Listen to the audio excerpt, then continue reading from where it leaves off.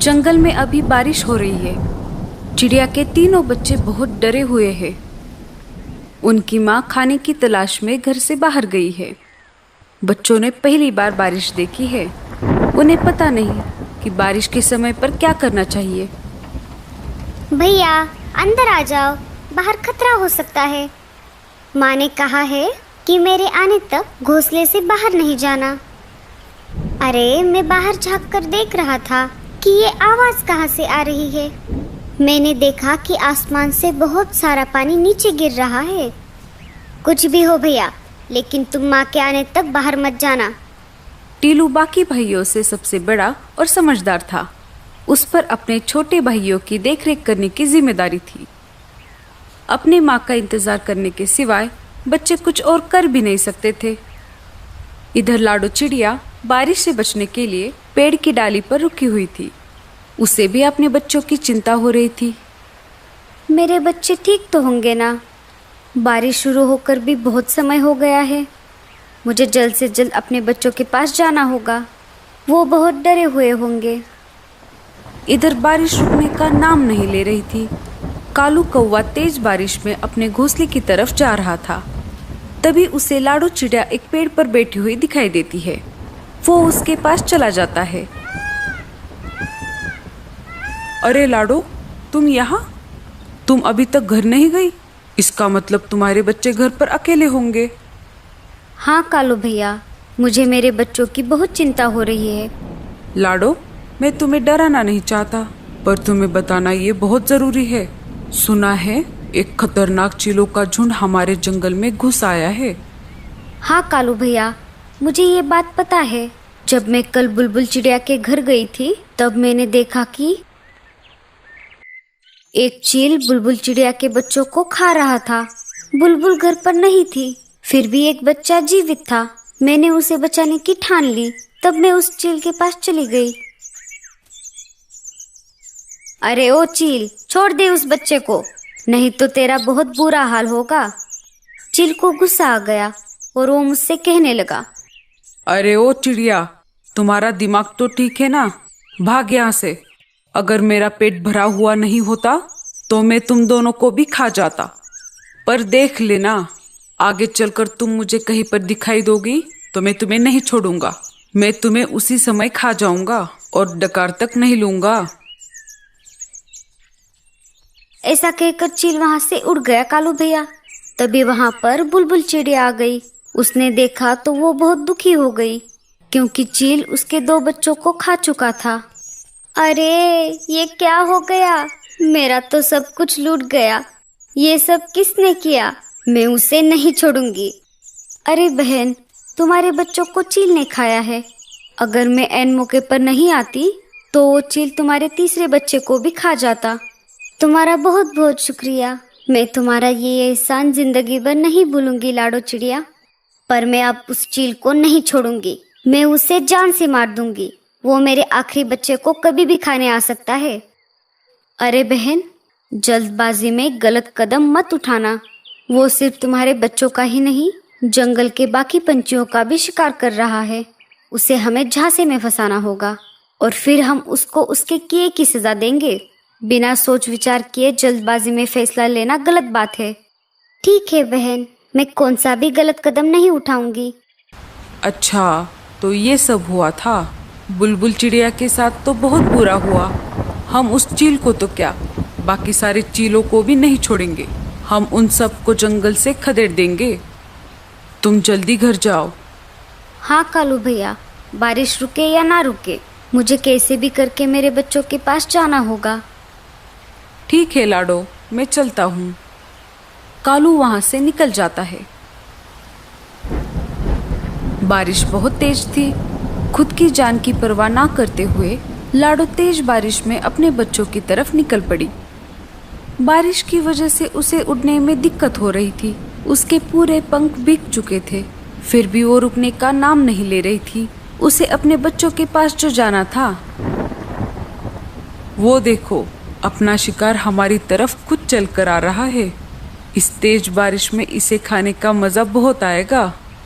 अरे दोस्तों, मेरे पास तो मिर्च मसाला भी है। उस चिड़िया को खाकर हम तीनों का पेट भर जाएगा। लाडो चिड़िया शिकारी पंछियों के पास आ जाती है। अरे ओ चिड़िया, रुक जाओ, इतनी तेज बारिश में कहाँ जा रही हो? लाडो चिड़िया शिकारी पंछियों को देखकर बहुत डर जाती है।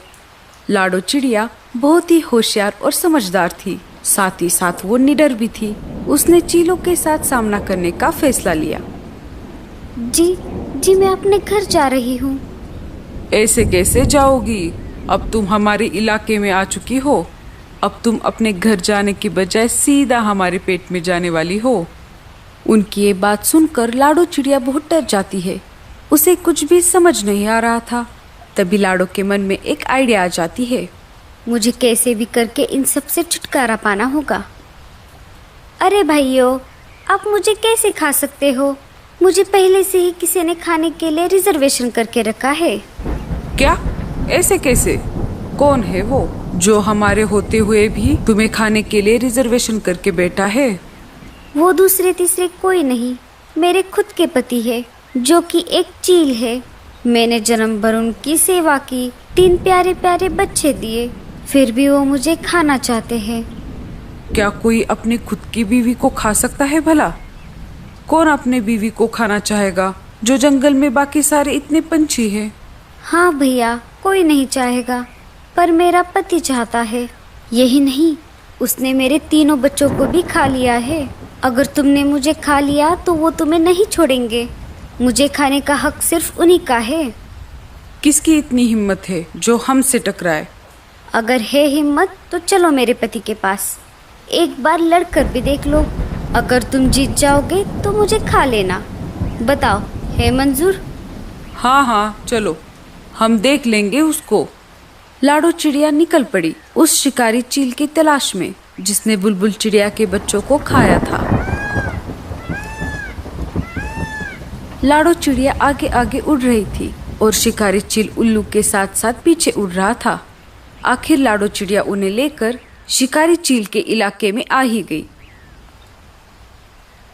अरे, ये चिड़िया तो मेरी तरफ ही आ रही है। कल तो ये मेरे हाथ से छूट गई थी, पर अभी मुझे बहुत भूख लगी है।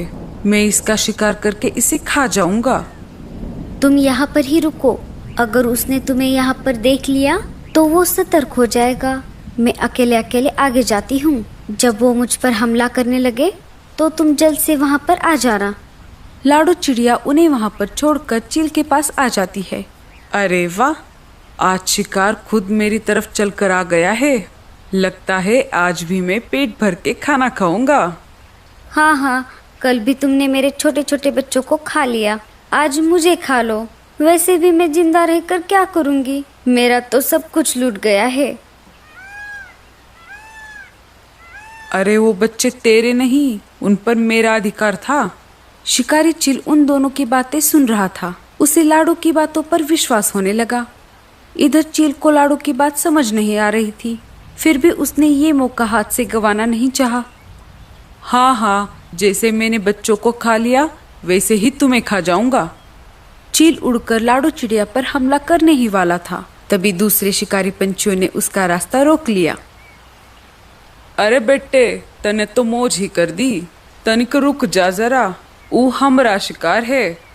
अरे तुम सब कौन हो? उस पर सिर्फ मेरा अधिकार है। देखो देखो भाइयों, ये कैसे मेरे साथ सुलूक करते हैं।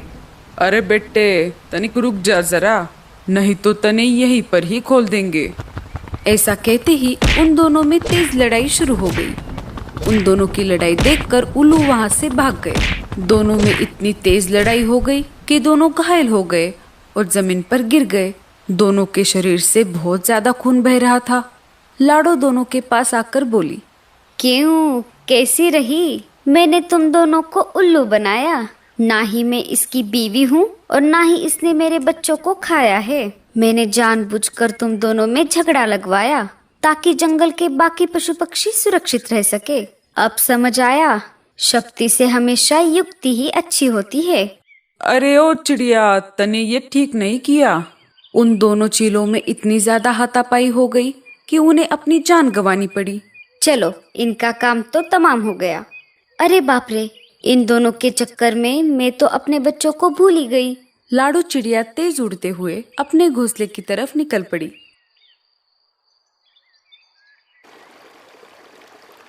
उसने देखा तो उसके घोंसले में पानी घुस गया था और उसके बच्चे भी कहीं पर दिखाई नहीं दे रहे थे।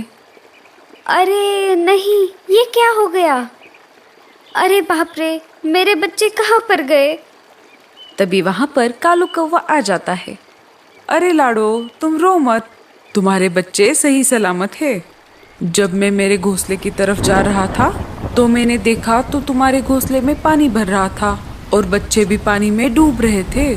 मैं बच्चों को वहां से निकालकर अपने घोंसले में लेकर आया।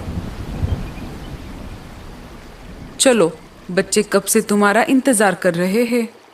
लाडो कालू कौवे के घर पर आ जाती है। अपनी माँ को देखकर बच्चों ने उसे अपने गले से लगा लिया।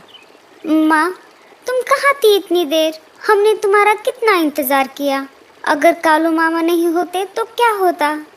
कालू भैया, तुम्हारा बहुत बहुत शुक्रिया।